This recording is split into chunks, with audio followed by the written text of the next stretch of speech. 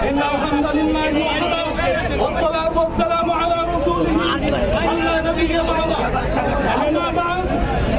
قال الله تعالى في كلامه وأنكم لا تقاتلون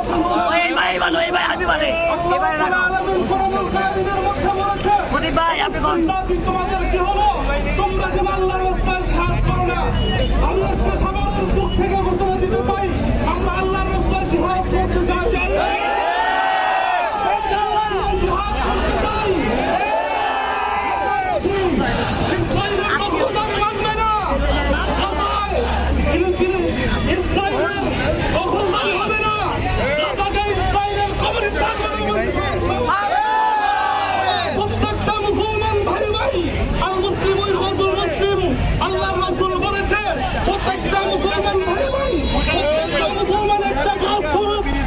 মুসলমানকে আঘাত করলে পুরো পৃথিবীর মুসলমান আঘাত পাবে